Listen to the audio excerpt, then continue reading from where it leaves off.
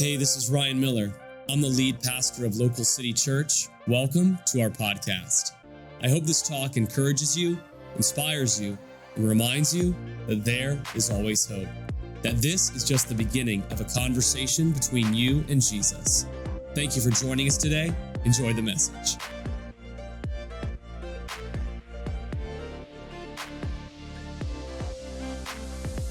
Title of today's message, what could God do?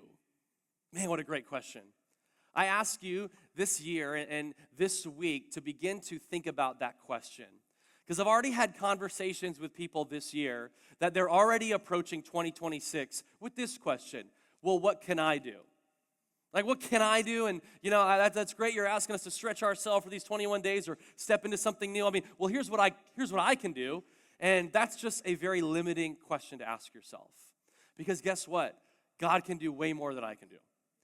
And a lot of times it takes me stretching myself and surrendering myself to say, you know what, God, I don't want to wake up every morning. I don't want to approach 2026 with the limitations of my own perspective or really within the filter of my own comfort.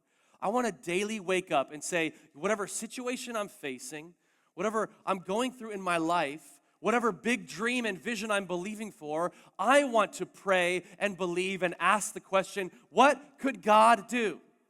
What could God do if I gave him these 21 days? What could God do if this year was all about him and nothing else? What could God do if I planted my marriage in God's house and my family in God's house? What could God do if I began to live generously? Can I promise you and tell you what God can do more than you can ask, think, or imagine? Come on, somebody, do you believe that?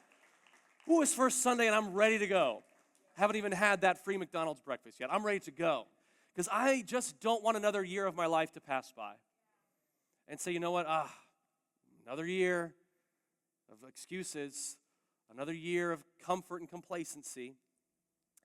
I would pray today that you would ask that question and ask it in such a deep way. God, what could you do with my life?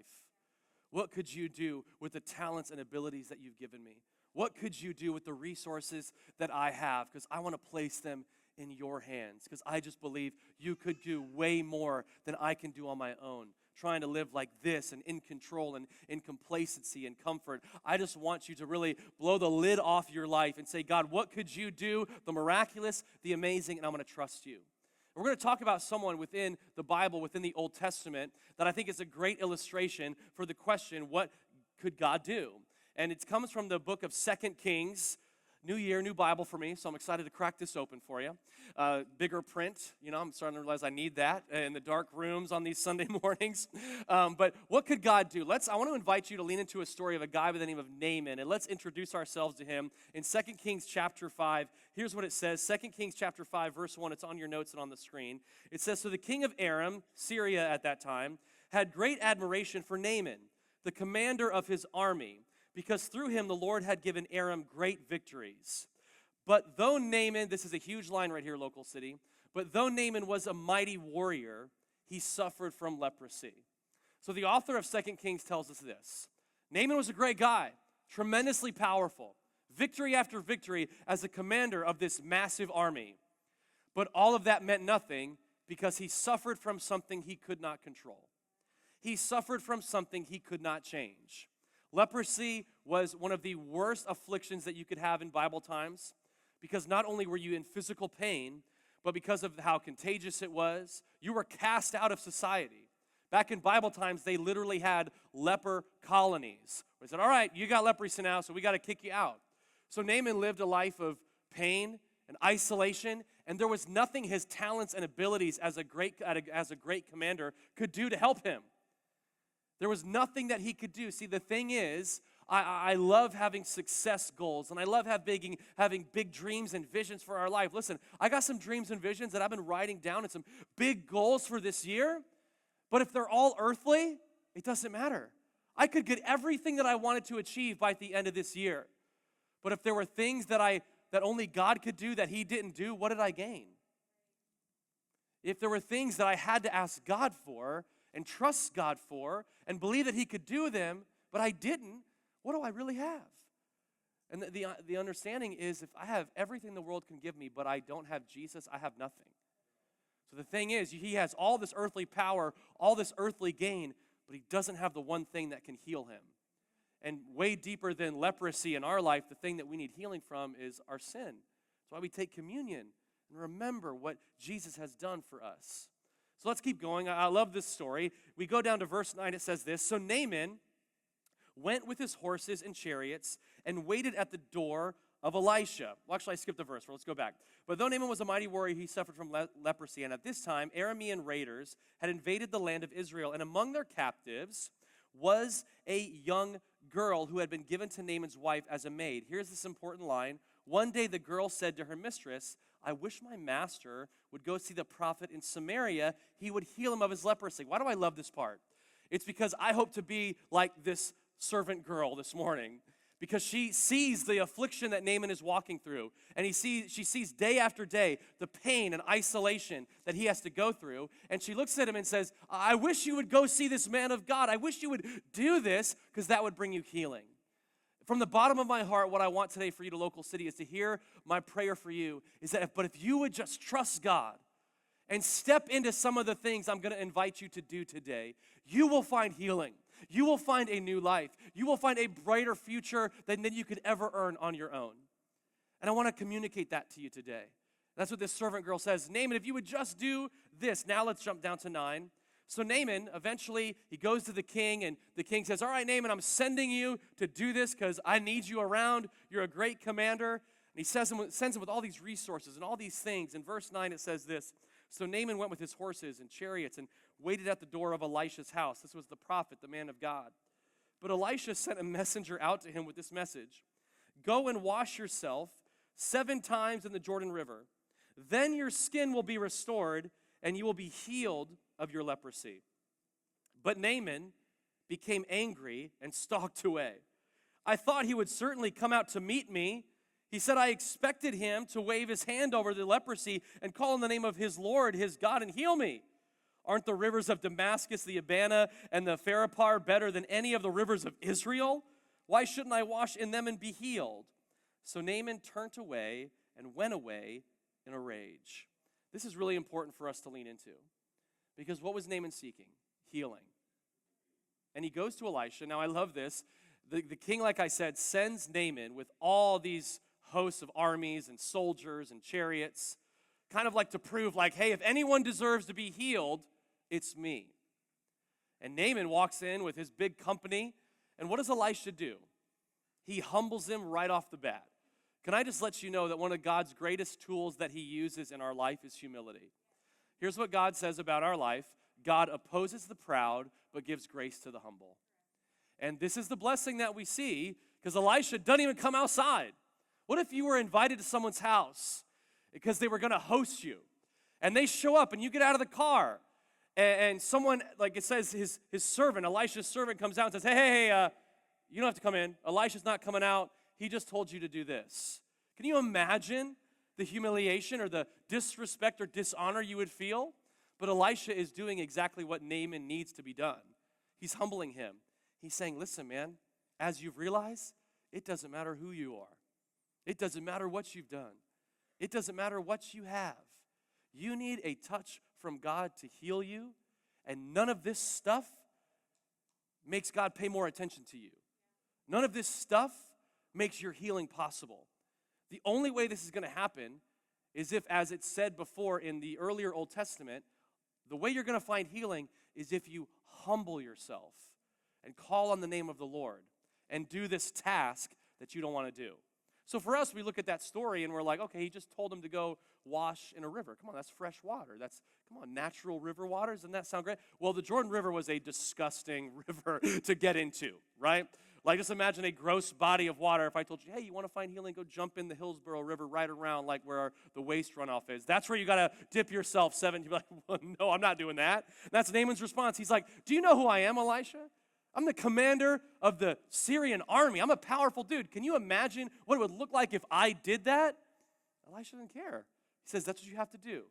So Naaman does a few things that I think are really important for us to pay attention to, because if we do these things when God asks us to do something, we're going to do exactly what Naaman did, which is get angry and walk away. Let me give you a great baseline. Maybe write it down in your notes this morning. If you think God is always going to tell you something that you agree with, you are sadly mistaken. So if God always agrees with you, chances are you're God in your life. Because I just got to tell you, as any good parent would, he's going to tell you things you don't want to hear. He's going to tell you things you don't want to do. And this is exactly what happens with Naaman. He's looking for healing. And listen, what is Elisha says? If you do this, you'll be healed. Elisha didn't say, hey, do this, and this is a new, 10 steps of success to finally get healed. No. He said, just do this and you'll be healed. But it was the one thing that he didn't want to do. Didn't want to be embarrassed. Didn't want to have to take the time to go down to this river and wash himself. Because it wasn't just like a rub-a-dub-dub type thing. It was a ceremonial cleansing. Like he was going to have to ceremonially dip himself all the way under 7 times. It's a very intentional, important act. But he says, no. Can I just invite you to realize that if God tells you to do something, our answer is not, well, if I'm comfortable or if I agree with it. No, our answer is yes. I trust you. And when you give God your yes, give him your yes. Which means no matter what he invites you to do or asks you to do or opens an opportunity for you, the answer is yes, even if it seems difficult. Because what are the 3 things Naaman says? Let's walk through them really quick. So again, Naaman comes to Elisha. He says, go and wash yourself. The first one is, but Naaman became angry. There's nothing worse than a big old but between what God wants you to do and what you feel comfortable doing. And that swings in, and it's because what happens? He immediately becomes angry. Because he hears the first thing and not the second thing, he gets angry at the fact that he has to do something demeaning, but he doesn't hear the promise. So many times we hear things, we're like, well, I don't want to do that we miss the promise that is said in the very same sentence. When I tell you, yes, hey, live generously, trust God, give him your Sundays, give him these 21 days, our first reaction would be like, I got a busy schedule, or I can't do that right now. You miss the promise that I'm trying to tell you, that God will pour out blessing on your life, that your marriage will be stronger, that your family will be cemented in the things of God, and he will protect you. Like you're missing out on the promise because the practice is something we disagreed with. Here's the next thing it says. I thought he would certainly come out to meet me. He says, I thought it was going to happen this way. You know what? One thing I've learned is constant about God. He never does things the same way twice.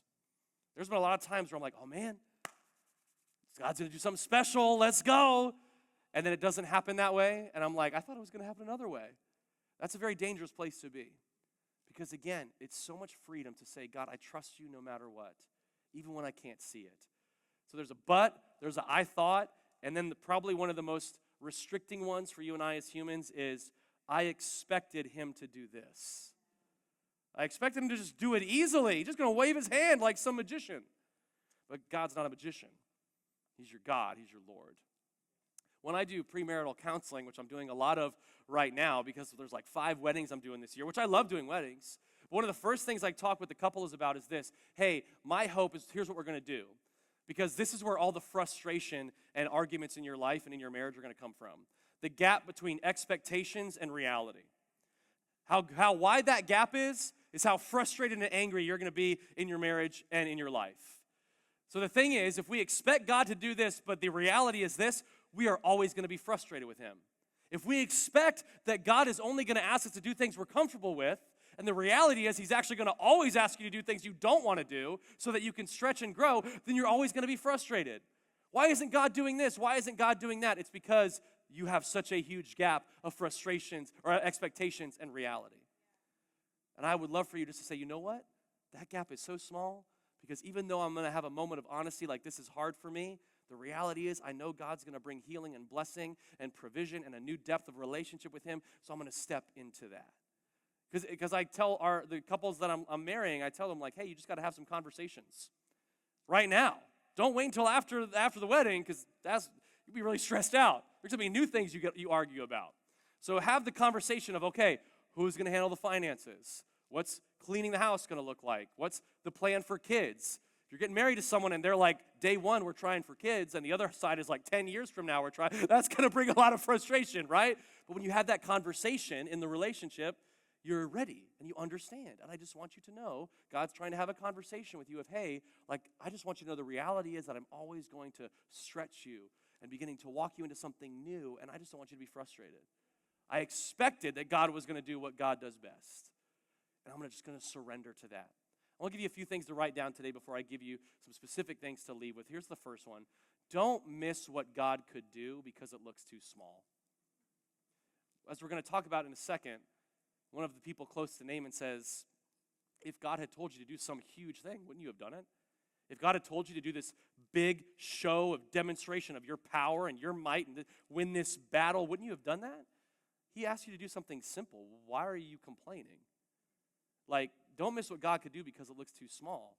When I talk to our people and our church, I just want you to know the simplest things are actually pretty simple and small that can change your life.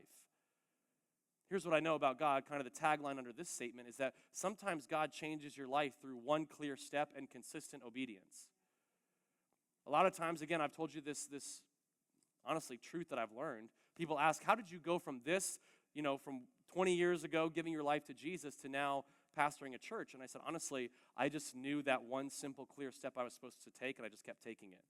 And when that one simple, clear step was hang around after youth group as a teenager and help stack chairs and learn how to do some stuff on the stage and serve, I just did that. And then when an opportunity came to learn how to play guitar and sing a little worship, I did that. And then I got to meet my wife, which was awesome. And that was just from a clear step of obedience. When it was, hey, I'm leading you actually away from, being at Florida State and up in Tallahassee. I want you to move back home and take a job in ministry as a middle school youth pastor. Okay, yeah, I'll do just one clear, and here we are. I just want you to know, what is that next clear step that you've been avoiding? And you don't know what 100 of those steps strung together can do. And it says it's consistent obedience. Obedience is a thing that, again, was a fruit of the Spirit that I never won at my private Christian school growing up. But it's a practice that we have to learn. It's a practice we have to lean in on. Because God is a God of obedience in the sense of He is going to lean on those who obey and trust Him even when it doesn't make sense. So where is that one clear step? Where is that consistent obedience? Because here's the thing we as humans do. We overestimate what we can do in the short term and underestimate what we can do in the long term. So I'm not telling you to say, hey, do this for a week and woo! I do believe some things can change in your life in a week, putting God first. But I'm telling you, hey, for the next year, give God that year of your life and do the things I'm about to invite you to do and see what happens. This is my challenge. I always say it the first Sunday. Give God 2026. Give Him your life, all of it. And at the end of the year, if you don't feel closer to Him, if you haven't seen blessing and breakthrough in your life, come tell me, and I'll go find a new church with you, because clearly we're not doing it right here. But I believe we are doing it right, all jokes aside. And I believe we do have a way for you to step into a new thing that God has for you. Because again, God often works in ways that challenge our expectations. The next thing to write down this morning. God often works in ways that challenge our expectations. To get what we want, or to get what God wants for our life, we have to challenge our expectations. I didn't expect on the first Sunday of 2026 to be a huge Saints fan today, but I am, because I know they need to win for the Bucks to make the playoffs, right? I didn't expect that, but I am cheering for them because I want my team to make the playoffs, right? And that you can judge me for that, but that's okay. I want you to know the reality is that I talk about sports sometimes from the stage. I don't want you to be frustrated and expect something different, right? But you may get to a place where I didn't expect that I was going to have to do this, but to get God to move in my life, I'm going to do it. I'm not above anything. Nothing is too far away from me or humbling from. If it brings God into my life and allows me to be healed and set free, I'm going to do it. Here's what I want you to know. God's way may not be your favorite, but it is always faithful. What we give to my kids for dinner is not always their favorite, but I know it's better than candy and better than ice cream, and that food's going to be faithful to fill them up. And God works the same way. The plate that He may place in front of you is not your favorite, but it's always faithful. Being in church may not always be easy and your favorite because your life and busyness, but it's always faithful to be in the house. Serving through your talents and abilities that God's placed in you may not always be your favorite thing to do, but I promise you it's a faithful representation of who God's created you to be. Waking up early and spending time with God in your first 15 may not always be your favorite, but man, it's faithful.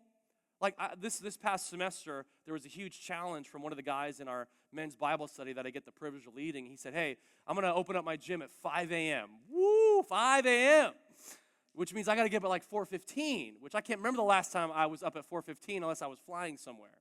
But I remember God told me, hey, if you can do it for a flight, you can do it for something helpful. So I remember waking up and going to this gym at 5 a.m., and there's other people there. I couldn't believe it. Why are all these people up at 5 a.m. working out? But man, you know what happened every morning at 6 a.m. after that workout? Man, I felt so like, wow, so glad I did that. I'm so glad that I stepped in and gave something, to my life that's blessing and building. And someone opened an opportunity for me. Like, I'm going to get up early and open this place for you so that you can come and get healthier. And I was going to take that opportunity. I want you to know that's what this is. We have people that get here at 6 a.m. and set this up so that you can have an opportunity to get not only physically healthy, spiritually healthy, so that you can know that, man, it's always our favorite thing, but I'm faithfully doing this. A great phrase to know of when you're wanting to do something that's going to help you is, man, I know it's going to feel awesome afterwards. That workout always feels awesome afterwards, even though I'm in physical pain and sore. I'm glad I did it. And then we got to go right to Bible study. And I just want you to know that, man, do those things that you know fill your spirit. Do those things that you know are faithful.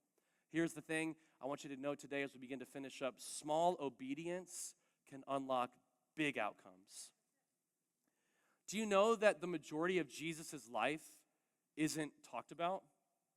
So let me give you a little history of Jesus' life, the greatest person who ever lived, our Savior. We hear about his birth, then we hear about this story where his parents lose him, which is pretty funny. If I'm Mary and Joseph, I'm like, come on, it was one time, right? Like, it's just one time, okay? And it was at the church, like at least he was at the church, right? But then it says, when he's 12, it says, and he grew in wisdom and stature. 21 years of nothing about Jesus' life. Until then, we're introduced to him going into the wilderness. He's baptized, and then he goes into the wilderness to fast and pray for 40 days, and then he changes the world with his ministry. 21 years of small obedience, not as proclaiming the Son of God, small obedience as the earthly son of a carpenter, learning the family trade in obscurity from a town that was a working class town. And I want to tell you today that if Jesus did that, small obedience for 21 years that led to 3 years of something that changed the world, man, I better not get to a place where I think I'm above that. If it takes 21 years of small obedience to see a big outcome, I'm the first one to sign up. Because I know I have one life. I know this year can be my best year if it's my best year spiritually. Because what I've learned about God is that one small step of obedience in the right direction over a long period of time always leads to an outcome that I can never have earned on my own. And I know it's encouraging in those times where we need people to remind us, hey, keep going. That's what the church is for. We need pastors in our life who say, hey, keep going. God's good. You're going to see him on the end of this, I promise. And man, it's hard. It's not my favorite, but it's always faithful, because here's what I want you to know about your life in 2026, Local City. It's that God's redemptive goal is relationship, not merely relief. If we're going to God and if we step into these 21 days next week as relief from our problems, that's not the real goal. That's not the real purpose. What does redemptive mean? It means taking something that was meant for bad and making it good, taking something that was dead and making it alive. God's redemptive goal for our life is not merely relief, it's relationship. This relationship that changes my life. It's relationship to know that God is with me and standing by me that changes my life. The world, man, they offer great ways of medication, but they don't offer any methods of healing. The only way you find healing is in relationship with God and with Jesus. And that's what Naaman experiences. Let's go down to verse 13 in 2 Kings. It says this, but his officers again tried to reason with him and said, Sir, if the prophet had told you to do something very difficult, wouldn't you have done it? Here are 5 words that I believe will change your life in your 2026. So, you should certainly obey. You should certainly obey him when he says simply, go and wash and be cured. So Naaman went down to the Jordan River and dipped himself 7 times as the man of God had instructed him. Not 4, not 5, not 6, 7 complete times. and his skin became as healthy as the skin of a young child, and he was healed. Then Naaman and his entire party went back to find the man of God, and they stood before him, and Naaman said, "Now I know that there is no God in all the world except in Israel. So please accept the gift from your servant." Do you know why I'm inviting you to do this? Not only to be healed, but so that you for yourself, just like Naaman, can get to that moment and say, "Now I know God is who he says he is. Now I know God can and will do miraculous things. Now I know God could do incredible things when I surrender and trust him. Now I know God in a new way that I could never have achieved before without simply obeying and trusting and surrendering. Now I know for myself God is who he says he is." Come on, do you hear that today? So let me get simple with you. I love simple. I love easy. I don't love easy. I love simple. There's a huge difference. And I want to give you 4 simple things for this year. Elisha gave Naaman 7 dips. I'm going to give you 4. And I just want you to know, this is not from me telling you anything to do. This is, I believe, invitations from God to step into that fulfilling life Jesus offers. It's not like guesswork. I know a lot of times we approach our faith and say, you know what, I just want my faith to be organic, happen organically.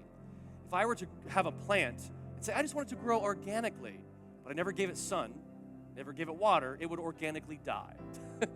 So it's not just I want my relationship with God to grow organically, I'm going to be intentional about my relationship with God growing organically. Here are 4 dips, 4 intentions. First one, 4 times a week this year, I'm going to commit to my first 15. What is your first 15? First 15 minutes of your day, 5 minutes in God's Word, 5 minutes in prayer, 5 minutes in worship. If you need a Bible, if you need instruction on what that looks like, we have cards at Next Steps that we just want to give you. There's an app that we use called the First 15 app that you can download 4 times a week. You know why I said 4 times? Because studies have shown that people who read their Bible 3 or less times a week, there's no emotional or mental change. If you make that jump to 4, the studies show us that there is such a reduced level of anxiety, stress, depression, confidence in who they are. There's a rise in that and understanding who we are. When we get to that 4 times, it's not perfect, not 7 out of 7, 4 times, you will see a new light of Jesus in your life. We want to give you the tools and resources to do that. 4 times. Figure out 4 days that works. First 15, those are God's, not my spouse's, not my kids, not my emails, not my social medias. They are God's. And I promise you, if you do that this week, you'll come back next Sunday and say, Pastor, you were right. And I'll say, I wasn't right. God was right. But I'll take the credit. No, I'm just kidding. Like God was right. Second one is this. I was a big believer in C's get degrees. And this is a C gets degrees measurement. 36 Sundays this year in worship and community. 36 out of 51, because at the end of the year we always take the church at home day off. 36 out of 51 is a 70%. You get that C. But I know if you would say, you know what, I'm going to make a commitment. I'm going to hit this many Sundays this year. I'm going to move vacations around. I'm going to move things I have to do around. Why? Because this is what Jesus gave his life for. You know why we take communion? It's because Jesus gave his life. He tells the disciples, I'm doing this so that now the power of the Holy Spirit will build my church and the gates of hell will not overcome it. Listen, you cannot be a healthy follower of Jesus without church. It's not a building. We don't have a building, so it's not a building. It's a group of people.